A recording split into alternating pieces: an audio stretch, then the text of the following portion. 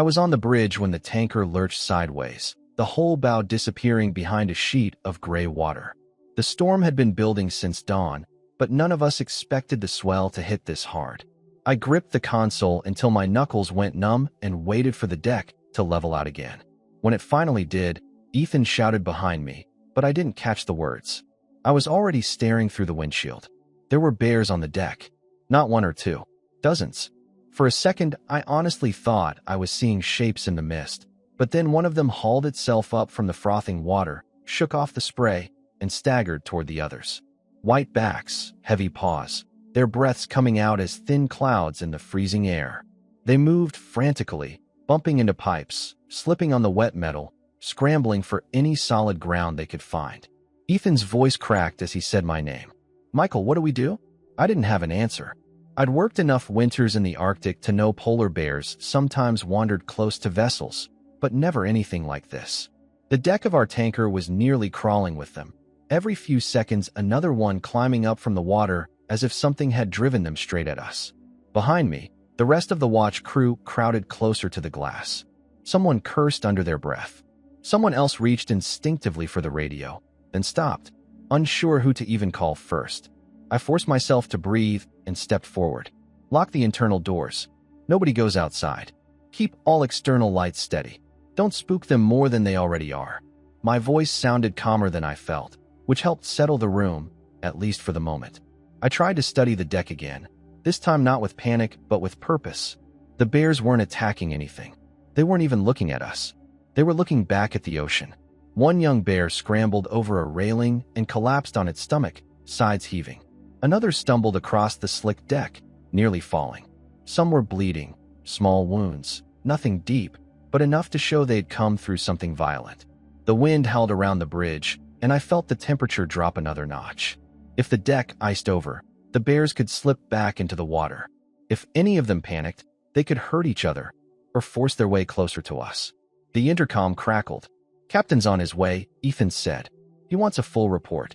Before I could answer, the tanker dipped again, and several bears slid a few feet across the deck, snarling from fear, not aggression. They huddled near the central pipes. Then, almost as one, shifted toward the superstructure. Not toward us. Past us. I leaned closer to the glass, trying to see what they were reacting to. The waves were rough, but in the troughs between them I caught glimpses of something dark shifting beneath the surface. Not an object. Movement. The bears saw it too.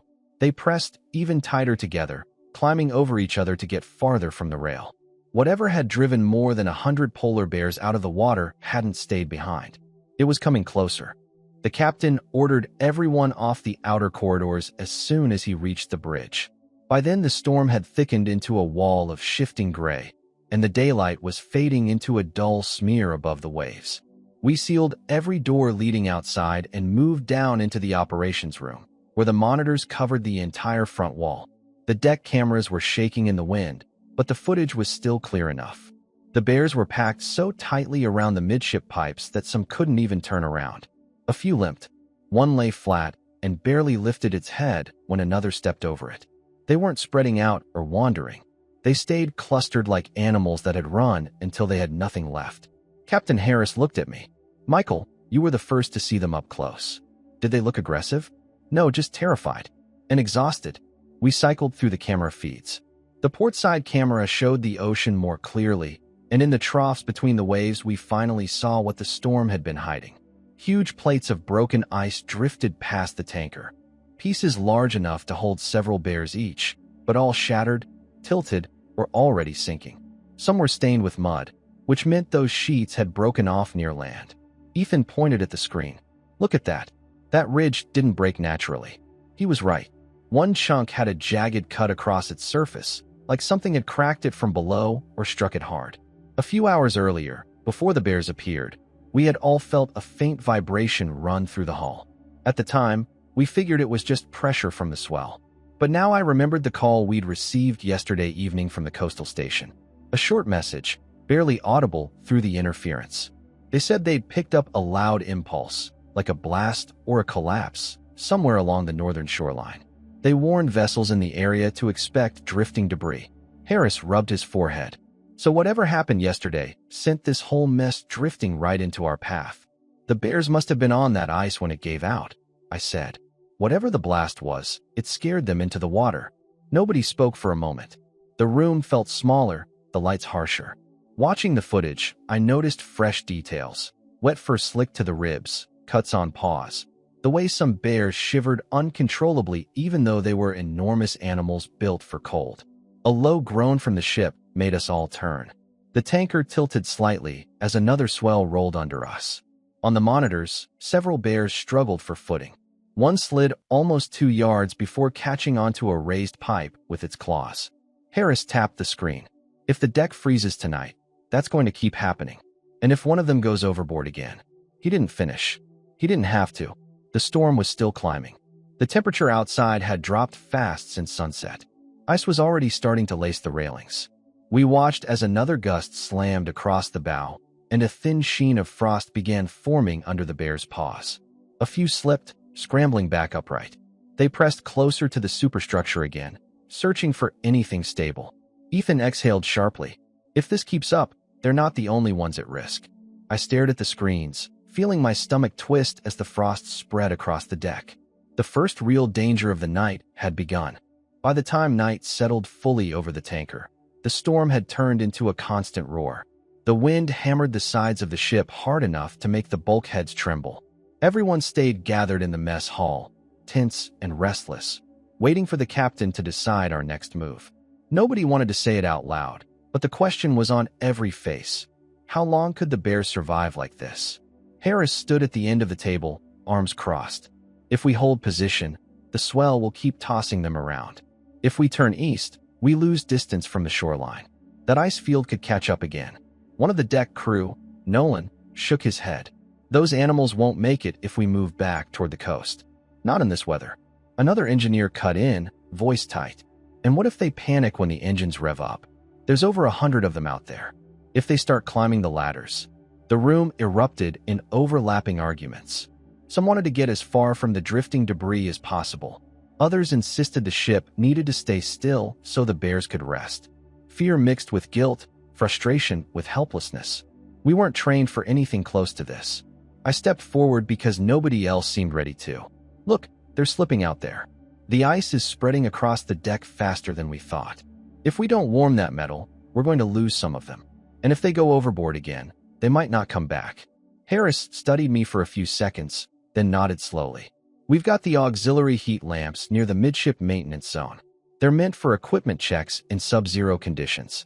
If you and Ethan can get out there without exposing yourselves, do it. Ethan let out a breath that sounded halfway between relief and dread. I grabbed 2 insulated masks, checked the airlocks, and met him at the inner hatch. The ship groaned under another wave. Ready? I asked. Not even a little, he said, but he pulled his mask on anyway. We cycled through the pressure door and stepped into the small, shielded walkway that wrapped around the superstructure. The wind punched us immediately, rattling the steel framing above our heads. The walkway didn't lead onto the open deck. It only gave access to the lamp controls mounted on the outer wall. Through the grating we could see the bears. Dozens of pale shapes pressed together, shifting nervously every time the ship rolled. Ice coated the deck in patches now, a thin, dangerous glaze. A few bears edged sideways, paws sliding, their claws scraping against the steel. Ethan pointed to the control panel ahead. If we can get those lamps running, the heat should spread across the midsection. I started flipping the safety locks open. The panel was stiff, frozen at the edges. The wind cut through the gaps in my gloves, numbing my fingers. Ethan steadied me as another gust hit. Come on, come on. The first lamp kicked on with a low hum, casting a faint orange glow across the pipes. Then the second. Slowly, warmth radiated outward, melting thin lines into the frost. Some of the bears lifted their heads, sensing the change. A few shuffled toward the warmer patch, no longer slipping as badly. I felt my chest loosen just a little. But as I reached for the third switch, Ethan grabbed my arm. Michael, look. He pointed past the railing, out toward the dark horizon. Between the waves, barely visible through the mist, something rectangular bobbed in the water. At first I thought it was another chunk of ice. Then the next swell lifted it just enough for the light to catch. A small boat, or what was left of one. By morning, the storm had eased, but only in the way a clenched fist loosens without opening. The waves were still heavy, the sky still low and colorless, and the cold pressed against every surface of the ship. Most of us had barely slept. Every few hours, someone went back to the monitors to check whether the bears were still holding on. When the radio finally crackled to life, the sound startled all of us in the bridge. Harris grabbed the receiver, adjusting the frequency. A distorted voice pushed through the static. "Tanker Aurora, this is Northwatch Coast Guard. Do you copy?" Harris answered, and within moments the connection stabilized enough for a full transmission. The officer on the line sounded tense, hurried. "Your position matches the drift path of a major ice collapse. We had a gas breach last night from a subsurface storage site near the bay. Pressure spike triggered a structural failure along the shoreline. Large ice shelves broke apart." I looked at Ethan. That explained the jagged cuts in the ice. It explained the panic, the injuries, the sheer number of bears that had tried to flee at once. The officer continued, "We're tracking several debris fields moving southeast with the current. You are advised to maintain distance, do not attempt recovery of affected wildlife, and keep all exterior contact to a minimum. Reinforcements are mobilizing." Harris glanced at me before replying. "Understood. Be advised, we have well over 100 bears on our deck. Many appear injured or exhausted." The radio hissed, then the officer responded, voice lower. "We're aware of reports. Whatever you do, do not engage physically. Keep your crew inside. Help is on the way, but conditions severely limit our approach." After the call ended, the bridge fell silent. Nobody liked the idea of doing nothing, but the rules were the rules. I checked the monitors again. In the morning light, the bears looked even worse. Their fur was clumped with frozen spray, their movements stiff and shaky. A few adults circled protectively around smaller shapes. There were 3 cubs. One barely had the strength to keep its head up. It leaned against its mother, slid, then pushed itself upright again with a weak effort. Another cub lay curled near the pipes, rising only when a wave made the deck shudder beneath it. Ethan spoke quietly. "If we don't do something for those little ones, they won't last another hour." I knew that. I also knew the Coast Guard's warning wasn't optional. If any of us stepped outside, the risk wasn't just from the bears. It was the ice, the wind, the unstable deck. Harris folded his arms. "We stay put until they tell us otherwise. That's final." But I kept watching the smallest cub. Every few minutes it tried to shift closer to the warmer patch near the superstructure, and every time it slipped, catching itself at the very last second. Ethan muttered, "This feels wrong." I didn't answer. I couldn't, because I felt the same. Another hour passed. The sun never truly rose, only brightened the sky from gray to a lighter gray. Frost spread again over the outer edges of the deck where the lamps couldn't reach. Then it happened. The smallest cub stepped away from its mother, paws trembling. It took 3 slow, dragging steps. A wave hit the hull. The ship bucked. The cub lost its footing. On the monitor, I saw its back legs slide out from under it. Its claws scraped the steel. Then, with a helpless twist of its body, it slipped over a thin crust of ice and toppled toward the portside rail. It hit the deck hard, right next to the edge, and the ice beneath it cracked. The moment the cub hit the deck, everyone on the bridge moved at once. Harris barked orders. Ethan was already running for the equipment locker, and I didn't wait for clearance. We all knew the rules, but there was no time to debate them. The cub lay on its side, paws scrabbling weakly against the ice as the ship rolled again. Its mother tried to reach it, but the crowd of panicked bears trapped her in place. Another slide like that, and the little one would go straight under the rail. Ethan shoved a folded rescue net into my hands. "We're not losing it," he said, breath sharp. The outer walkway was still slick, but the wind had calmed enough that we could move. We clipped safety lines to the steel mounts, then climbed down to the lowest shielded platform overlooking the deck. From here, we could reach the cub without stepping into the open. "Lower me," I told Ethan. He didn't argue.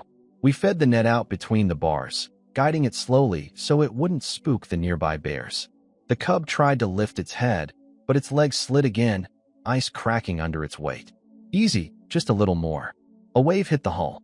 The deck dropped, then surged upward. The cub skidded dangerously close to the edge. "Now," Ethan said. We swung the net under the railing just as the ship rolled back. The cub dropped straight into it, its small body collapsing into the mesh. It didn't even struggle, just lay trembling while we hauled it up, hand over hand, the rope stiff with frost. When we reached the walkway, Ethan wrapped the cub in the thermal tarp we had brought. It was soaked, shaking, barely conscious. Over the radio, Harris shouted, "Coast Guard's bringing a research skiff within the hour. They want us to prepare for transfer." We carried the cub toward the secure maintenance bay, the only place separated from the deck where it could stay warm without distressing the adults. Its eyes fluttered weakly, then closed. "Hang in there," I whispered, not caring who heard. By late afternoon, the wind shifted and visibility opened enough for us to see the small Coast Guard vessel fighting its way toward us. Behind it, a sturdier boat followed, one outfitted with equipment I recognized from wildlife response units. Harris guided the tanker into a slower drift as instructed. The boats approached from the lee side, where the swell was smaller. A team of biologists climbed aboard using the service ladder, their gear strapped tight against the cold. They examined the cub first, then the other two, then the adults still huddled on the deck. The bears were exhausted but stable. The biologists worked with practiced calm, moving quietly so as not to agitate the animals. Within an hour, they had secured the cubs in insulated carriers and coordinated the next steps. Some of the stronger adults were encouraged, gently and patiently, toward the transfer ramp that had been extended from the skiff. One by one, they lumbered down it and onto the reinforced platform. Watching the bears leave felt unreal. For nearly a full day, they had been pressed against the tanker like ghosts of the storm, and now they were moving with purpose again, heading back toward ice that wouldn't collapse beneath them. By evening, only a handful remained. The last one, a large male with a torn flank, stood at the edge of the deck, staring out at the distant streaks of real ice. Then he stepped off the ship and into the skiff's care. The deck looked huge and empty without them. A week later, long after we'd left the Arctic floe behind, a message reached our captain. Harris handed me the printed report during my shift. Several of the rescued bears were treated for hypothermia and minor injuries. All were released on a stable ice. The smallest cub, the one we pulled from the rail, survived. Strong appetite, good movement, expected to make a full recovery. I stood there for a while, holding the paper, feeling the hum of the ship under my boots. That day on the ice had shaken all of us. But it left something else too, a reminder that the sea doesn't choose what it delivers to us. Sometimes it brings danger. Sometimes it brings responsibility. And sometimes, without warning, it asks us to be better than we were the day before.